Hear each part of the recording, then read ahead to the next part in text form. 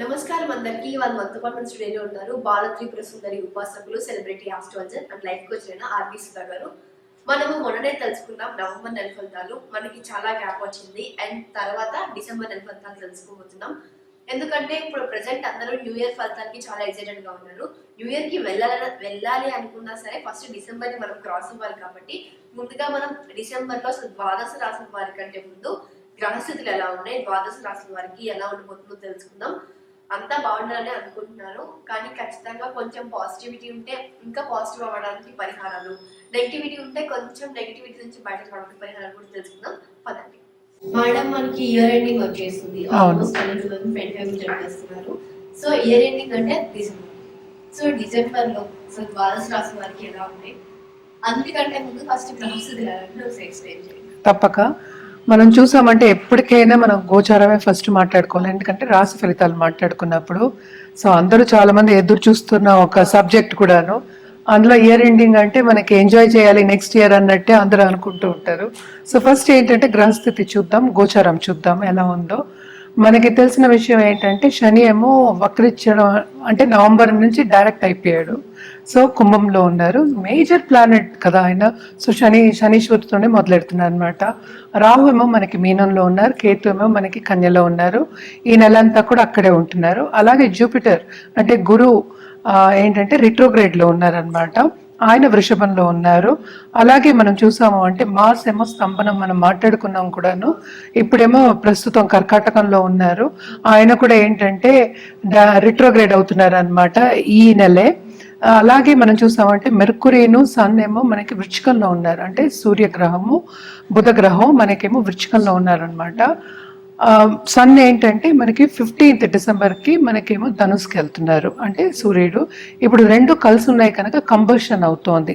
Combustion ఏంటంటే కొంచెం స్తంభించిపోతుంది ఇప్పుడు బిజినెసెస్ కానీ, లేకపోతే ఏదైనా చెయ్యాలి అనుకున్న తొందరగా చేద్దాం ఇచ్చిపుచ్చుకోవడం కానీ, ఇట్లాంటివన్నీ కొంచెం ప్రాబ్లమ్స్ ఉంటాయి అన్నమాట.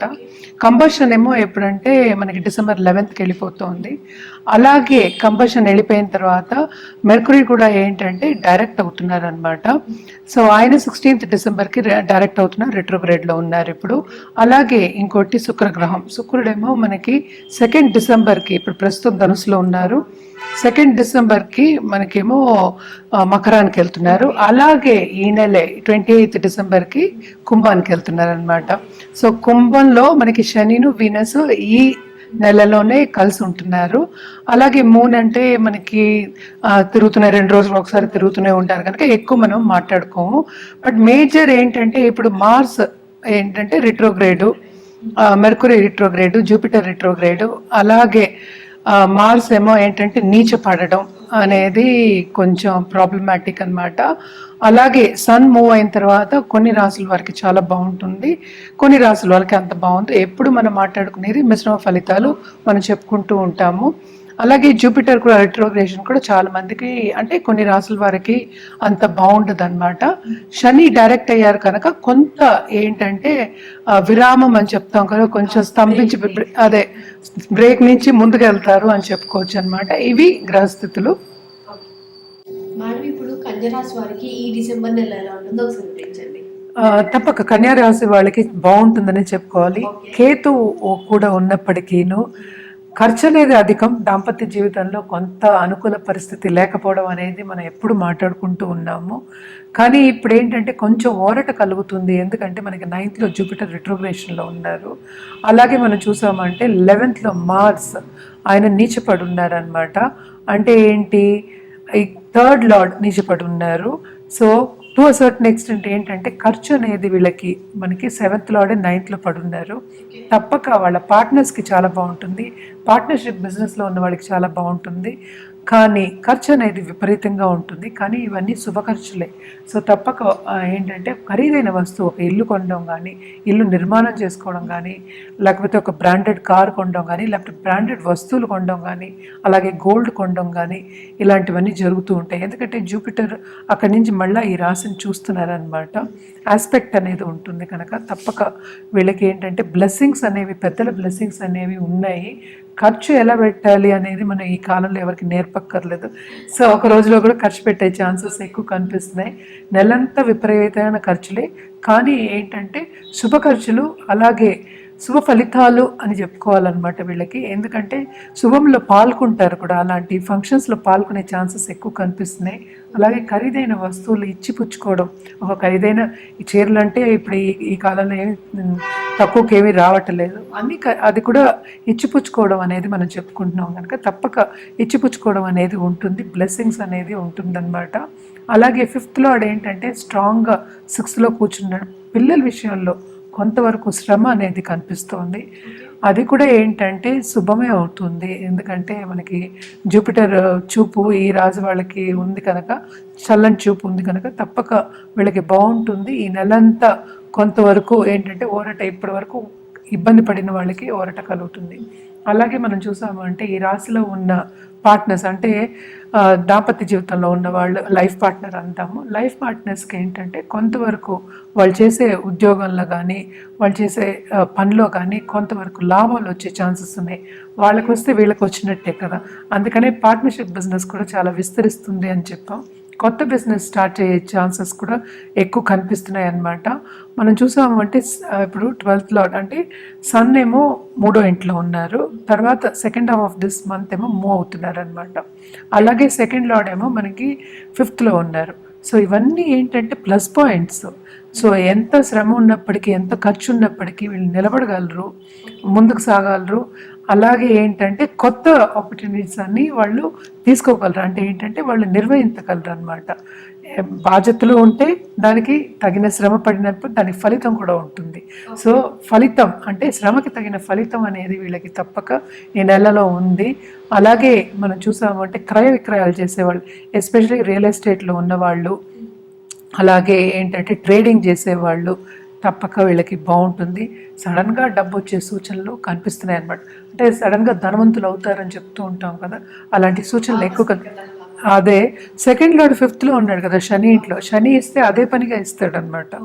సో శని కూడా ఓన్ హౌస్లో ఉన్నాడు, 5th లార్డ్ ఓన్ హౌస్లో ఉన్నారు. సో ఇవన్నీ బాగుంటాయి. అలాగే కంఫర్ట్ లెవెల్ కూడా వీళ్ళకి పెరుగుతుంది. సో వీళ్ళకి కంఫర్ట్ లెవెల్ కూడా చాలా పెరుగుతుందన్నమాట. అలాగే ఏంటంటే వీళ్ళకి గవర్నమెంట్లో ఉన్న వ్యక్తులతో పరిచయం ఏర్పడుతుంది, అంటే అడ్మినిస్ట్రేషన్ అని గవర్నమెంట్ కానీ. సో తప్పక వాళ్ళ ఉన్నత వ్యక్తులు అంటే ఒక స్థాయిలో ఉన్న వ్యక్తులతో పరిచయం ఏర్పడుతుంది, వాళ్ళతో మంచి ఆపర్చునిటీస్ వస్తే బిజినెస్ పార్ట్నర్షిప్స్ వచ్చే ఛాన్సెస్ కూడా ఈ నెలలో కనిపిస్తున్నాయి అన్నమాట. ఎందుకంటే సన్ మూవ్ అవుతున్నారు, ఈ రాశికి ఆయన అధిపతి 3వ ఇంట్లో ఉన్నారనమాట. ఆయన రిట్రోగ్రేషన్ నుంచి మళ్ళీ డైరెక్ట్ అవుతున్నారు.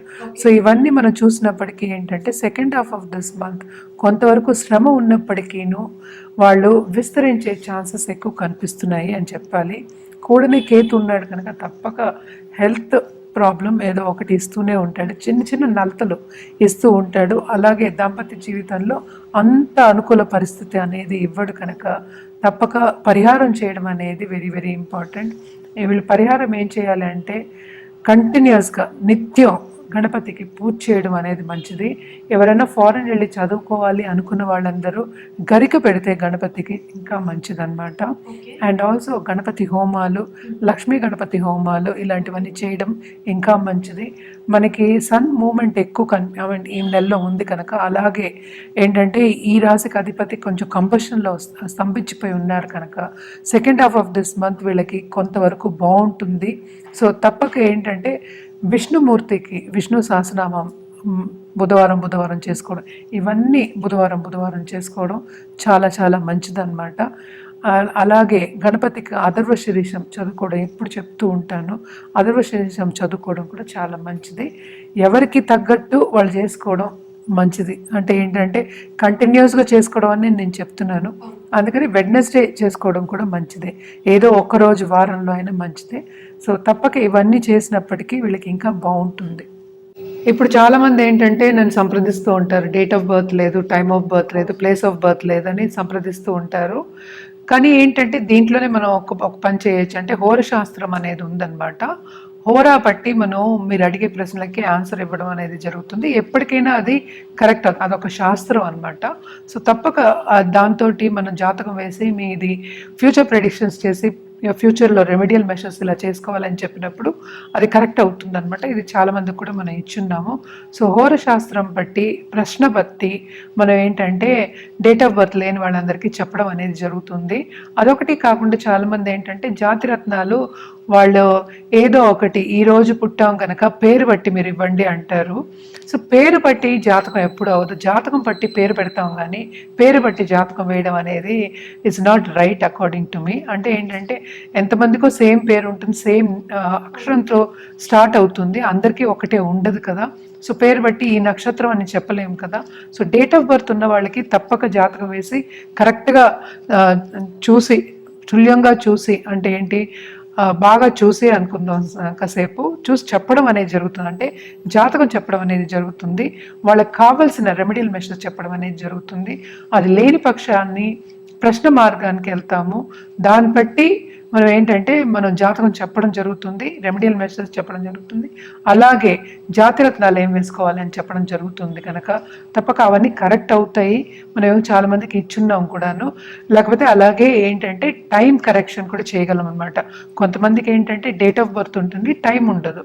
సో ఆ టైం కరెక్షన్ కూడా మనం ఏంటంటే ఆ దశల్ని బట్టి మనం టైం కరెక్షన్ కూడా చేయడం అనేది జరుగుతుంది.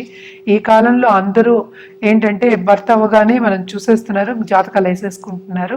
కానీ కొంతమందికి అంటే ఊళ్ళల్లో ఉండే వాళ్ళందరూ సంప్రదిస్తూ ఉంటారనమాట ఫోన్ చేసి, నేను ఈ స్టోన్ వేసుకున్నాను నాకేమో మంచి జరగలేదు అంటారు.